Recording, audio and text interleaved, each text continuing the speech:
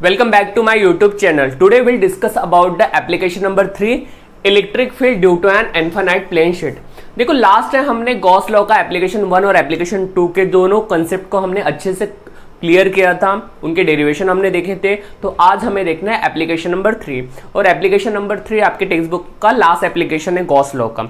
Okay, तो application number 3 क्या कहता है, हमें किसी इनफाइनाइट प्लेन शीट में कितनी इलेक्ट्रिकल फील्ड मिल रही, यही हमें यहाँ पे क्या करना है, कैलकुलेट करना है, यही हमें निकालना है। तो यहाँ पे हम कंसिडर करेंगे एक इनफाइनाइट प्लेन शीट। तो यहाँ पे देखो आपको डायग्राम में देखना है, तो डायग्राम में हमने एक इनफाइनाइट प्लेन शीट को कंसिडर किया है और यहाँ पे हमने पॉजिटिव चार्ज को यूनिफॉर्मली डिस्ट्रीब्यूट किया है। ठीक है, actually it's a finite, okay, लेकिन हम उसको इनफाइनाइट प्लेन शीट क्यों कहते हैं, क्योंकि देखो हमने सिलेंड्रिकल जो हमने एप्लीकेशन 2 में भी देखा था, एक इनफाइनाइट प्लेन वायर पे हम क्या करते हैं, इट्स अ फाइनाइट लेन, लेकिन हम उसको कैसे कंसिडर करते हैं, एक इनफाइनाइट लेन कंसिडर करते हैं। ऐसा क्यों, क्योंकि अभी सपोज एग्जांपल मान लो कि मेरे पास एक प्लेन शीट है, इस तरह से एक प्लेन शीट है, ठीक है। तो इस प्लेन शीट के नजदीक में एक छोटे पॉइंट को कंसिडर करता हूं, तो इस पॉइंट और इस प्लेन शीट का जो डिस्टेंस है वो इतना स्मॉल है, तो इस पॉइंट के लिए ए शीट क्या होगा, इनफाइनाइट होगा। ओके, और ए एक रिलेटिव टर्म है, तो आपको इसको एक रिलेटिव टर्म के थ्रू ही आपको इसको देखना है। Okay, actually it's a finite, लेकिन रिलेटिव टर्म में हम इसको इनफाइनाइट कहते हैं। ठीक है, तो यहाँ पे एक शीट दिया है आपको, तो यहाँ पे हम पॉजिटिव चार्ज को सपोज डिस्ट्रीब्यूट करते हैं, आप नेगेटिव चार्ज को भी डिस्ट्रीब्यूट कर सकते हैं, ऐसा कुछ नहीं। तो आपको मालूम है कि पॉजिटिव चार्ज से बहुत सारे इलेक्ट्रिकल फील्ड लाइंस निकलते हैं ना। तो यहाँ पे देखो इलेक्ट्रिकल फील्ड लाइंस निकलेंगे, जैसे कि सपोज मैं आपको एग्जांपल दूंगा तो ओके, मान लो कि ये जो प्लेन शीट है ना आपके इस तरह से होगी। ठीक है, तो यहाँ पे मैंने पॉजिटिव चार्ज को डिस्ट्रीब्यूट किया, तो इसके इस साइड भी पॉजिटिव चार्ज डिस्ट्रीब्यूट रहेंगे। ठीक है, तो यहां से इलेक्ट्रिकल फील्ड लाइंस निकलेंगे, तो उसके यहां से भी इलेक्ट्रिकल फील्ड लाइंस निकलेंगे। ठीक है, तो आपको समझ में आया। तो ये जो प्लेन शीट है ना, तो ये प्लेन शीट आपकी ऐसे रहेगी। ठीक है, इस तरफ आपके positive charge uniformly distributed, same इस तरफ भी आपके पॉजिटिव चार्ज क्या होंगे, डिस्ट्रीब्यूटेड होंगे। पॉजिटिव चार्ज से जो भी इलेक्ट्रिकल फील्ड लाइंस निकलेंगे वो कैसे निकलती है, आउटवर्ड निकलती है। ठीक है, तो यहां से जो इलेक्ट्रिकल फील्ड लाइंस निकलेंगे वो इस तरह से निकलेंगे और यहां से इलेक्ट्रिकल फील्ड लाइंस इस तरह से निकलेंगे। मतलब ये जो प्लेन शीट का है इस साइड का पार्ट होगा, ठीक है, और उसके पीछे के साइड का भी एक पार्ट होगा। समझ में आया, एक पार्ट यहां से और एक पार्ट यहां से। ठीक है, तो यहां पे हमें कंसिडर क्या करना है, अब मैं क्या करता हूं, यहां पे एक पॉइंट को कंसिडर करता हूं। ओके, तो यहां पे हम क्या करते हैं, एक प्लेन शीट को निकालते हैं। तो यहां पे देखो मैंने प्लेन शीट को ऐसे निकाल दिया।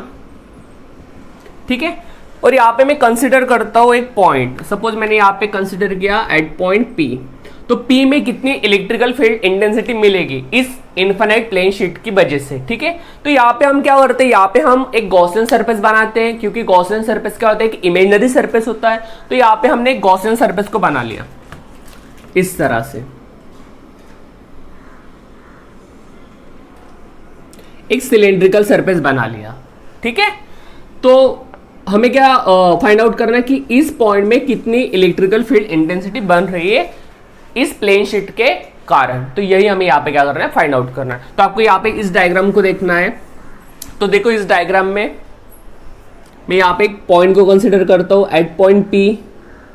ठीक है, एट पॉइंट P में मुझे इलेक्ट्रिकल फील्ड इंटेंसिटी को फाइंड आउट करना है। और यहाँ पे हमने क्या किया कि हम क्या करते हैं, इन गॉस एप्लीकेशन में एक इमेजिनरी सरफेस को बनाते। तो यहाँ पे हमने एक सिलेंड्रिकल इमेजिनरी सरफेस को यहाँ पे हमने क्या किया, यहाँ पे हमने ऐसे उसको बना लिया। ठीक है, तो यहाँ पे देखो मुझे P पॉइंट में electrical field intensity find out करनी। तो यहाँ पे पॉजिटिव चार्ज है, तो यहाँ पे इलेक्ट्रिकल फील्ड इंटेंसिटी की डायरेक्शन कैसे होगी, आउटवर्ड। ओके, और यहाँ पे जो P पॉइंट है, तो यहाँ पे एक स्मॉल इसका जो एरिया होगा उसको मान लेता हूँ DS। ठीक है, तो DS की भी डायरेक्शन कैसे होगी, आउटवर्ड रहती है। DS की डायरेक्शन जो आपका नॉर्मल सरफेस होता है, नॉर्मल एरिया होता है, उसकी डायरेक्शन कैसे होती है, आउटवर्ड। तो इसकी डायरेक्शन भी इलेक्ट्रिकल फील्ड की डायरेक्शन में होगी। तो यहाँ पे दोनों के बीच में जो एंगल बनेगा, दोनों के बीच में जो एंगल बनेगा वो कितने का बनेगा, 0 डिग्री। ठीक है, तो देखो इस सरफेस में इलेक्ट्रिकल फील्ड इस तरह से जा रही है, तो अभी इस सरफेस में कितना फ्लक्स जा रहा है। ओके, तो यहाँ पे भी पॉजिटिव चार्ज है, तो यहाँ से भी इलेक्ट्रिकल फील्ड लाइंस निकलेंगे। और यहाँ पे मैं सपोज मैं एक डीएस को कंसिडर करता हूं, तो उसकी डायरेक्शन भी यहाँ पे सेम होगी, और यहाँ पे थीटा भी कितना होगा, 0 डिग्री होगा। मतलब इस सरफेस में और इस सरफेस में मुझे क्या मिला, theta is equal to 0 degree मिला। क्लियर। अब देखो मैं कर्व सरफेस की बात करता हूं। ओके, अभी कर्व सरफेस कौन सा हो गया आपका, ए कर्व सरफेस है, ये आपका ऐसा कर्व सरफेस है। ठीक है, अब देखो कर्व सरफेस में सपोज मैंने ए एरिया लिया, मान लो कि सपोज ए एरिया लिया। ठीक है, अब देखो इस एरिया में डीएस की डायरेक्शन कैसे होगी, सरफेस की डायरेक्शन आउटवर्ड, ऊपर की तरफ। देखो डीएस अभी ए, ओके, सरफेस की डायरेक्शन आउटवर्ड। यहाँ पे सरफेस एरिया ए था, तो डीएस की डायरेक्शन इस तरफ होती। यहाँ पे सरफेस की डायरेक्शन ए थी, तो डीएस आपका इस तरफ था। ठीक है, तो यहाँ पे आपका डीएस कहाँ पे जाएगा, ऊपर की तरफ। और आपकी इलेक्ट्रिकल फील्ड कैसे जा रही है, ओके, तो यहाँ पे दोनों के बीच में एंगल कितने का बनेगा, 90 degree. So direction of the electrical field and direction of the surface. Clear, at a curve surface. ठीक है, तो यहाँ पे देखो हम अभी इसका नेट फ्लक्स निकालते हैं, टोटल फ्लक्स निकालते हैं। सो टोटल फ्लक्स इज, चलो अब देखो टोटल फ्लक्स कहाँ मिला, 1 2 एंड 3। ठीक है, तो हम टोटल फ्लक्स निकालते हैं। Phi is equal to integration, तो फर्स्ट इसका लेता हूं मैं, this one is E D S plus, अब इसका लेता हूं integration E D S, okay, and third one this one integration E ds, okay, this is a curve surface। मैं इसको एट सरफेस A मानता हूं, इसको एट सरफेस B मानता हूं, at surface A and at surface B। ठीक है, and this is the curve surface, यहां पे नाम दे देता हूं curve surface. Okay, curve surface हुआ। ओके, तो यहाँ पे at surface A, at surface B, and this is a curve surface या कर्व। ठीक है, अब देखो सरफेस ए में, देखो सरफेस ए में इज इक्वल टू, अब देखो ई वेक्टर डॉट डीएस है, तो हम इसको कैसे सॉल्व करते हैं, E DS cos theta. Okay, electrical field और सरफेस एरिया में क्या आया, एक डॉट प्रोडक्ट आया, तो हम इसको कैसे लिखते हैं, E D S cos theta. So angle between the electrical field and surface area at point A, plus integration B E D S cos theta, plus also same curve surface में भी E D S cos theta. Okay, so next one,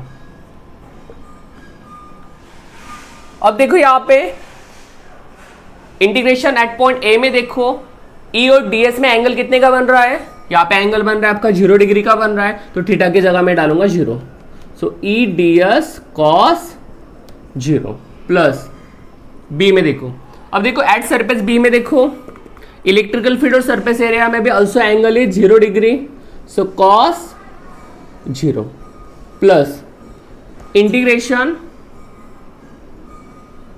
curve में देखो, अब देखो curve surface यहां पे angle कितने का बन रहा है, 90 डिग्री का बन रहा है, तो ई डी एस कॉस 90। ठीक है, तो यहां पे देखो हमने at surface A, at surface B में थीटा आपका 0 था, इसकी वजह से यहां पे 0 लिया, और कर्व सरफेस में, कर्व सरफेस आपका ए था, तो यहां पे आपका थीटा कितना आया, 90 डिग्री आया। ठीक है, so phi is equal to, अब देखो कॉस 0 कितना होता है, 1 होता है। ठीक है, तो यहां पे क्या बचेगा आपका integration A E D S plus integration B, also cos 0 is 1, तो ई डी एस प्लस, अब यहां पे देखो cos 90 कितना होता है, cos 90 होता है आपका 0, so this all value of the curve is 0। तो कर्व में जो भी इलेक्ट्रिकल फील्ड और डीएस के बीच में जो एंगल 90 डिग्री का बनेगा, इसकी वजह से यहाँ पे फ्लक्स कितना रहेगा, कर्व सरफेस में फ्लक्स रहेगा आपका 0।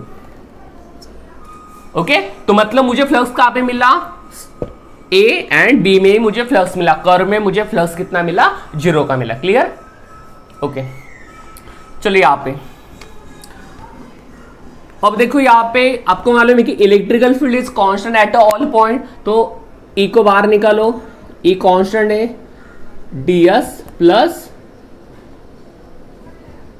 डीएस। ओके, अब देखो यहां पे integration DS,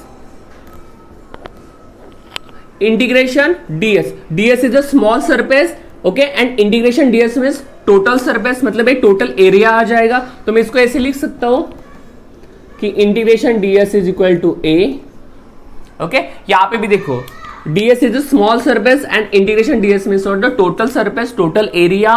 okay, so this one is A. So phi is equal to E, integration DS क्या है आपका, A, so this one A, E integration DS क्या है आपका ए।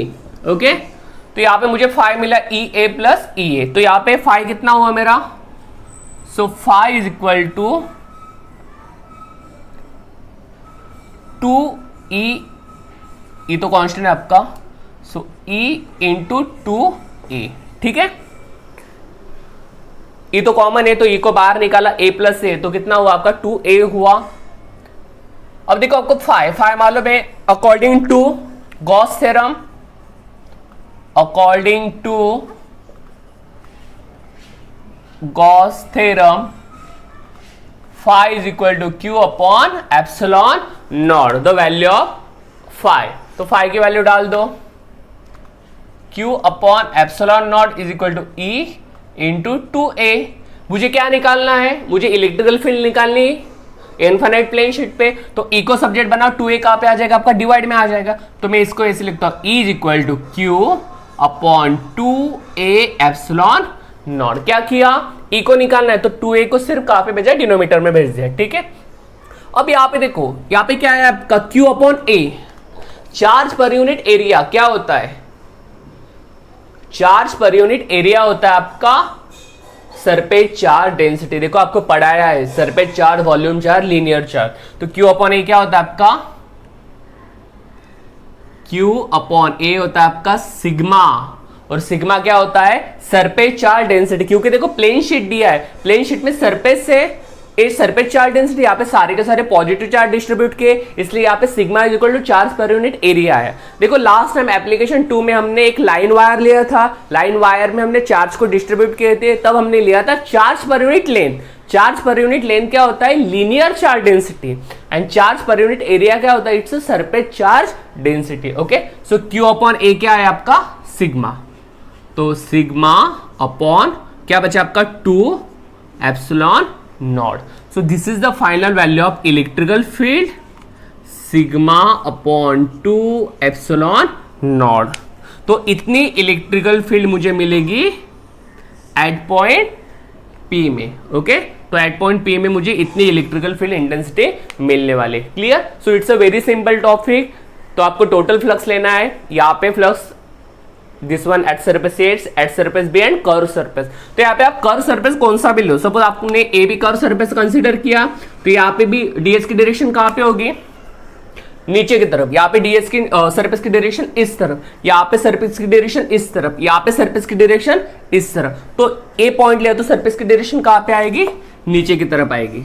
और इलेक्ट्रिकल फील्ड कैसे जा रहे हैं, आउटवर्ड जा रहे हैं। तो यहाँ पे भी दोनों के बीच में एंगल कितने का बनेगा, 90 डिग्री का बनेगा। ओके, और cos 90 इज 0। तो यहाँ पे देखो आपको जो भी फ्लक्स मिलने वाला है इन दोनों सरफेस के बीच में ही मिलने वाला है, ए और बी में। और कर्व सरफेस में आपका फ्लक्स क्या रहेगा, 0 ही होने वाला है। ठीक है, तो कर्व में 0 हुआ, मुझे सिर्फ ए और बी में मिला, तो दोनों की मैंने एडिशन की। Electrical field is a constant at all points, तो इलेक्ट्रिकल फील्ड को कांस्टेंट निकाला, इंटीग्रेशन में DS, electrical field constant, integration में DS. DS is a small surface, और इंटीग्रेशन डीएस मतलब क्या, एक टोटल सरफेस होगा, टोटल एरिया होगा। ठीक है, तो इंटीग्रेशन डीएस मतलब ए, इंटीग्रेशन डीएस मतलब E is a constant, integration DS is a. तो यहाँ पे क्या होगा, ई क्या है, कॉमन है। ओके, ई को कॉमन निकाला तो क्या बचा आपका, ए प्लस ए, ई ए प्लस ए कितना हुआ आपका 2a, इस तरह से, ठीक है।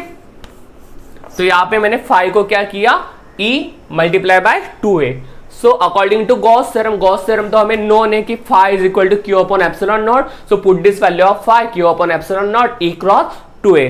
फाइंड द इलेक्ट्रिकल फील्ड, तो e को सब्जेक्ट बनाओ, 2a कहां पे जाएगा आपका डिनोमीटर में जाएगा नीचे की तरफ। सो e is equal to Q upon 2a, यहां पे चला गया 2a epsilon naught. Charge per unit area होता है आपका सर पे चार्ज डेंसिटी, तो q अपॉन a होता है सिग्मा, तो q अपॉन a की जगह हमने लिखा sigma upon 2 epsilon naught. So this is the electrical field intensity at a point P।